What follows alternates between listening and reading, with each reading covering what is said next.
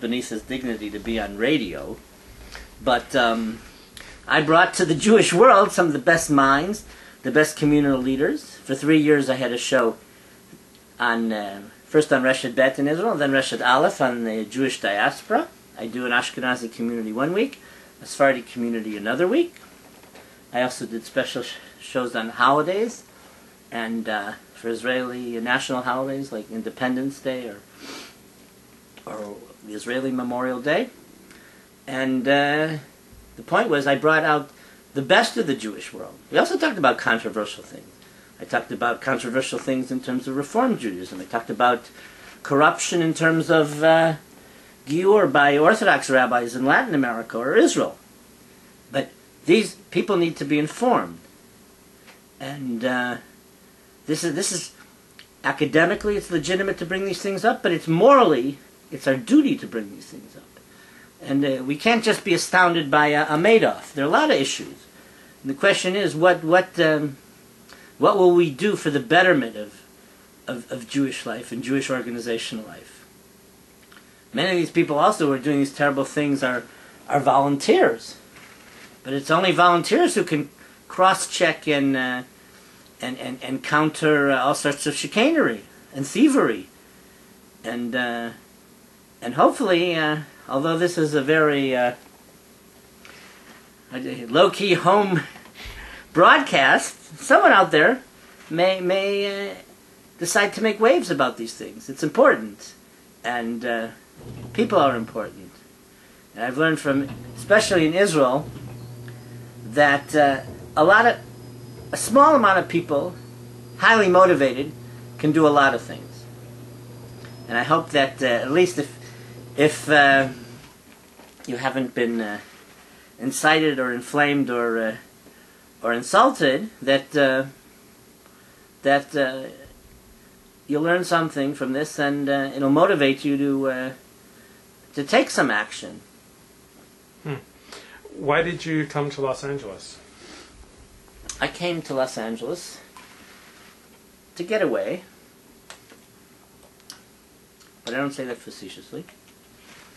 I live in Tzur Hadassah. I tried to make Tzur Hadassah Jewish, and I tried to make Tzur Hadassah develop. And it's sort of like a suburb of Jerusalem, but you have a very vehement anti-religious population. And I was the so-called mayor for a few years, and a lot of people didn't like me. The people who controlled the kitty before me didn't like me, because they would give out the money, even in cash, for favors. And people don't like me because I don't take shit. And I discovered, since I ask a lot of questions and I'm an aware, and I'm a researcher and I'm like an intellectual detective, that the place had an anti-Semitic background before I came. I came in 2000. The first incident of anti-religious obsessive behavior, which I call anti-Semitic, and I don't think you can argue with this, was when there was a threat to burn Sidurim in 1991. And there was a threat to burn there was an active demonstration on Friday night at the Chabad rabbi's house to burn it down. And the head of the settlement then was given a criminal record. And I know of 3 attacks on Sifrei Torah, one of which I witnessed. And I saw how the mob, the Jewish-speaking mob, became incited. And then, because the ultra-secular saw how he's building buildings and developing and ruining their fields of weeds, they made all sorts of ploys. They made a ploy to oppose the mikvah, which is legally mandated in Israel. They made a ploy that the ultra-Orthodox, the Haredi, were taking over. They blasphemized one of my friends that he had organized this with 2 different ultra-Orthodox realtors. And then they also opposed the building of a modern Orthodox Sephardi synagogue. And So I wanted to go to Los Angeles and teach about Sephardic Jewry and do things that in Israel I couldn't do, because Sephardic culture is considered low culture, also in academia. So you're always on the fringe. And in these Middle Ages academic institutions in the Germanic system, a lot of what I do, which is contemporary history, isn't recognized. So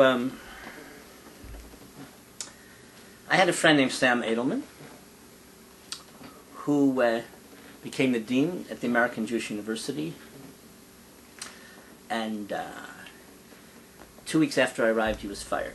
And all the plans I had to establish Sephardic studies at the university, to make a serious academic program, to teach Judeo-Spanish for the future, Judeo-Arabic, Judeo-Persian, all that was canned. But we'll leave that for another time.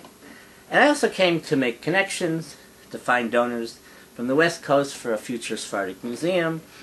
I also came to interview people and to do research, whether it's among crypto-Jews, Marranos, we call them Anusim because that's more PC.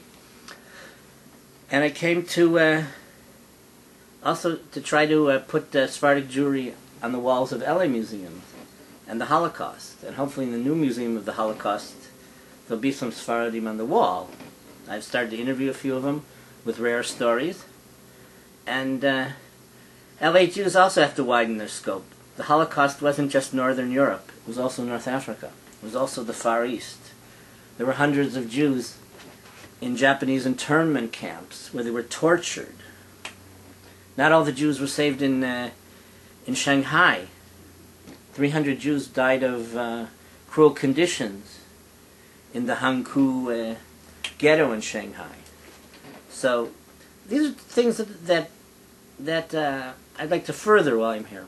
So I've started to interview people from all sorts of ethnic groups, people that I never had time to interview. I've been to Los Angeles many times. But, you know, unless you stay someplace for a long period of time, a year or 2 years, you really can't meet a lot of people. How much success are you having towards achieving your goals here in Los Angeles? No, it's still, it takes time. Yeah, I'm meeting interesting people. I think it's a valuable experience. It's very tough for me and my family here. We're like new immigrants. Most Israelis come to upgrade. We've downgraded by coming. I put out tens of thousands of dollars to get here. My wife wasn't recognized for 8 months as a physical therapist. Basically, the Jewish community is very alienated with what goes on. She was the department head of physical therapy at the Alin Children's Hospital. She's like the authority in her field in Israel. And here, they never even related to her at Cedar Sinai. In other words, she gave at a conference before she left Israel in Eilat, at an international physiotherapy conference, 2 of the heads of her profession in LA were there to hear her. And they couldn't even give her a position. Basically, she does home visits in West LA. All right, so in a lot of ways, it's a slap in the face. Someone like her should be an executive and making $14,000 a year, and basically she's making $50 a visit, and she's hoping that people don't cancel on her. That's also something which is morally corrupt. It could be on a given day she may have 5 appointments, and anywhere from 1 to 4 people all of a sudden will cancel on her. It tells a lot about LA, and it tells a lot about the Jews also. What's the difference between Sephardic Jewry and Mizrahi Jewry?